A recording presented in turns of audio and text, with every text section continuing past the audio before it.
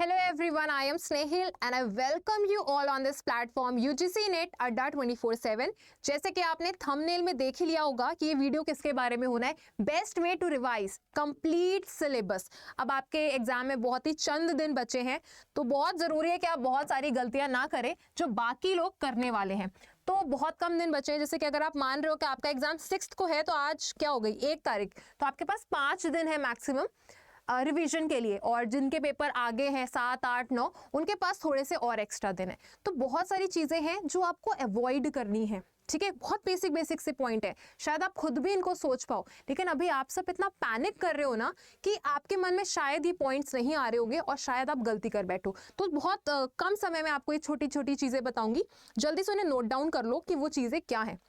सबसे पहले चीज है, इतने कम टाइम में ना आपका फोकस सिर्फ क्या होना चाहिए, रिवीजन, कि अब रिवीजन ही करना है। जितना पढ़ लिया दैट्स इट, ठीक है। अब उसको बस रिवाइज करो। अगर आप सोच रहे हो कि अब न्यू कंटेंट पढ़ेंगे या फिर कोई नई यूनिट स्टार्ट करते हैं उसको फिनिश करेंगे, तो ये बहुत गलत अप्रोच है, ठीक है। क्योंकि इससे क्या होगा कि जो आपने पहले पढ़ भी रखा है ना, वो भी गलत हो जाएगा, ठीक है। वो भी आपको एग्जाम में याद नहीं आएंगी चीजें। तो ये गलती मत करिए। अभी का जितना भी टाइम है ना, प्लीज डिवोट करिए वो सारा टाइम अपने रिवीजन को, ठीक है। अगली चीज, जब आप रिवाइज करो ना, तो एक छोटी सी चीज अपने ध्यान में रखना, वहां पे ना कुछ चीजें हाईलाइट करना रिवीजन के टाइम।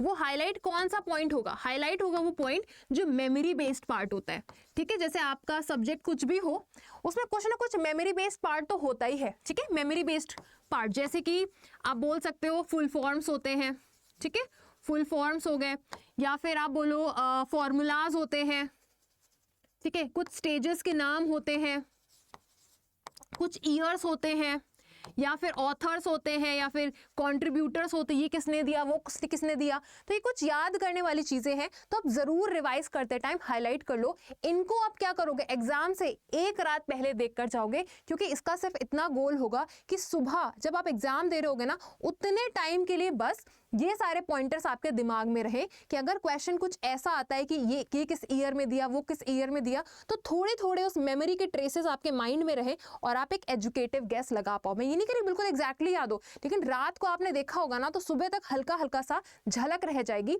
तो ये मेमोरी बेस्ड पार्ट को जब आप अभी रिवाइज करोगे ना 5 दिन, हाईलाइट करना और पेपर से 1 रात पहले इनको नजर मार के जरूर जाइएगा, ठीक है। दूसरी चीज, बहुत सारे बच्चे हैं जिनका किसी का पेपर 1 स्ट्रांग है, किसी का पेपर 2 स्ट्रांग है, बट देखो अगर आपको सिलेक्शन चाहिए ना, बहुत इंपॉर्टेंट है पेपर 1 एंड पेपर 2 दोनों पे फोकस करो, ठीक है। Focus on both, focus on both. किसी को भी छोड़ के जाओगे ना तो अपना घाटा कर रहे हो, क्योंकि सबसे क्या आ रहे क्वेश्चन आ रहे हैं। पेपर 1 में भी आपके कितने क्वेश्चन है, 50 क्वेश्चन। पेपर 2 में कितने, 100 क्वेश्चन। अगर आप छोड़ के जाते हो पेपर 1 पूरा तो 50 क्वेश्चन का अपना क्या कर रहे हो, लॉस कर रहे हो। और पेपर 2 छोड़ के जा रहे हो तो उसका लॉस कर रहे हो। तो यहाँ पे एक आपको इंपॉर्टेंट बात बताती हूँ, ऐसा तो है नहीं ना कि सारी यूनिट कठिन है। आपके पेपर 1 में 10 यूनिट्स हैं और आपके पेपर 2 में 10 यूनिट्स हैं। ऐसा तो है नहीं कि सारी यूनिट कठिन है। तो जो आपको इजी यूनिट लगती है उनको अच्छे से करिए, ठीक है, उनको अच्छे से करिए, जो इजी यूनिट्स हैं, इजी यूनिट्स हैं, ठीक है। जो आपको लगता है टफ यूनिट्स हैं, तो टफ यूनिट में भी सब कुछ टफ थोड़ी होता है, कुछ तो इजी पार्ट होता है ना। हो सकता है आपने एग्जाम के पहले उसको कभी पहले पढ़ा हो, ठीक है, काफी पहले पढ़ा हो, लेकिन अब आपकी हिम्मत नहीं हो रही कि अरे उस टाइम कैसे इतना सारा पढ़ लिया था, अब मैं कैसे पूरा रिवाइज करूं। तो यहाँ पे आप ये मत करो कि उस यूनिट को पूरा छोड़ के चले जाओ क्योंकि कठिन लगी थी पहले। उसका जो ईजी पार्ट है, जो टफ यूनिट है, उसमें भी तो कुछ ईजी क्वेश्चन बनेंगे ना, तो वो इसका ईजी पार्ट करके जाओ, ठीक है। पूरा मत छोड़िए। आपने अगर पहले वो यूनिट पढ़ी है और अब आपकी हालत खराब हो रही है कि पूरी यूनिट उस टाइम इतनी कठिन लगी थी, अब कैसे रिवाइज करें समझ नहीं आ रहा, उसका इजी पार्ट कर लो, छोड़ के मत जाओ, ठीक है। अगली इंपॉर्टेंट चीज ध्यान दीजिए।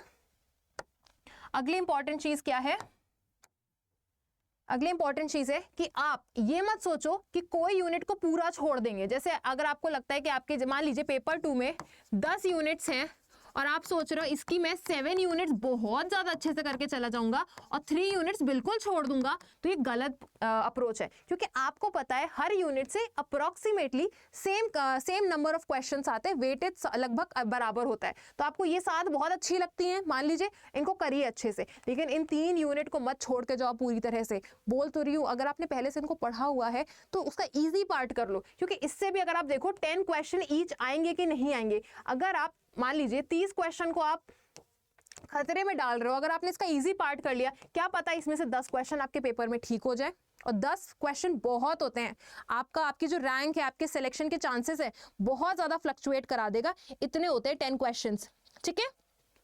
अगली चीज बहुत जरूरी है कि आप लोग क्या करो, आप लोग क्या करिए, 2 पेपर्स प्लीज बैठ कर सॉल्व करो, ठीक है। इससे आपको 2 चीजें क्या आएंगी, पहली चीज आपको 3 घंटे बैठना आएगा, ठीक है। मैं ये नहीं कह रही प्रीवियस ईयर लगाओ, प्रीवियस ईयर तो आप लोगों ने बहुत जगह सॉल्व किए होंगे, अब आपको याद हो गए होंगे आंसर, है ना। तो आप कोई मॉक पेपर लगा सकते हो। 3 आवर बैठने की आदत बनाना, ठीक है, ये आदत बनाना बहुत बड़ी चीज है। मान लीजिए आप पूरा प्रिपेयर करके गए, लेकिन एग्जाम हॉल में पहली बार 3 घंटे बैठना पड़ रहा है और आपका दिमाग कॉन्सेंट्रेट नहीं कर पा रहा, आप कॉन्सेंट्रेट नहीं कर पा रहे हो क्वेश्चन पे, आपका मन नहीं कर रहा है, ऐसा लगा टहल के आ जाए, ठीक है। तो ये आपके संग ना हो, उसके लिए बहुत जरूरी है 2 पेपर 3 घंटे बैठ के आप सॉल्व करो। 3 घंटे एक पेपर करो, अगले दिन 3 घंटे बैठ के एक पेपर करो, तो 3 घंटे तक आपके एक साथ में बैठने की आदत बनेगी। कॉन्सेंट्रेशन कैसे हमें मेंटेन करना है ये आएगा। दूसरा फायदा क्या होगा, टाइम मैनेजमेंट।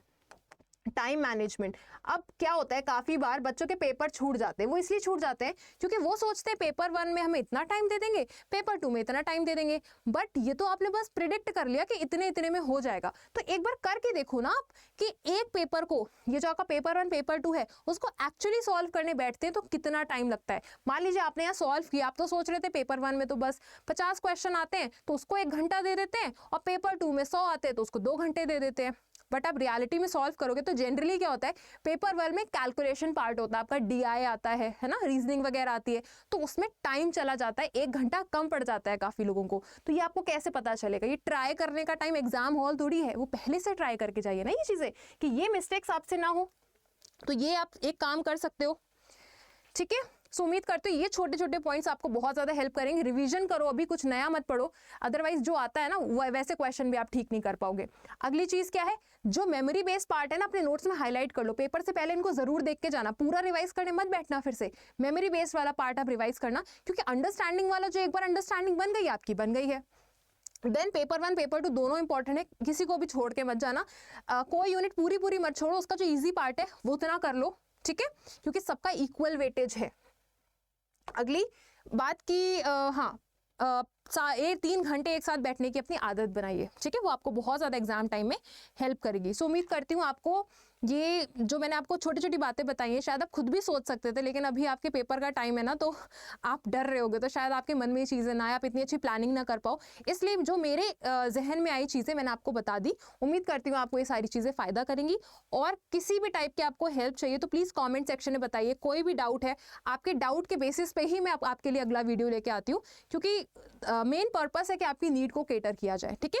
और अभी यूट्यूब पर क्या चल रहा है, एग्जाम बिफोर एग्जाम सीरीज चल रही है, जिसमें सारे टीचर्स अपने सब्जेक्ट के जो मोस्ट इंपॉर्टेंट पार्ट होता है ना वो कवर करा रहे हैं। तो प्लीज आप अगर नए हैं तो सब्सक्राइब करिए चैनल को और बेल आइकॉन को भी क्लिक कर दीजिए और जाइए वहां पर हमारी प्लेलिस्ट देखिए। आपका जो सब्जेक्ट है आपको जरूर डेफिनेटली काम की चीजें जरूर मिलेंगी, ठीक है। कोई डाउट है तो आप कमेंट कर दीजिए। वीडियो कैसा लगा ये भी जरूर बताइए। चलिए लाइक कर दीजिए वीडियो को और मिलते हैं आगे किसी वीडियो में। Thank you everyone.